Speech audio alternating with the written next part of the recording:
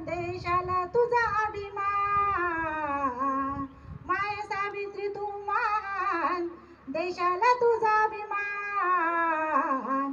उघडली तू स्त्रियांची शाळा, फुलविली तू क्रांतीचा मळा. उघडली तू स्त्रियांची शाळा, फुलविली तू क्रांतीचा मळा.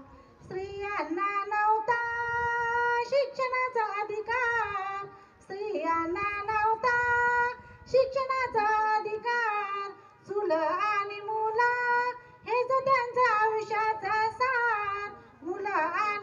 चूल आणि मुला हेच त्यांच्या आयुष्याचा सार. ज्योतिबांनी चालविली पहिली मुलांची शाळा.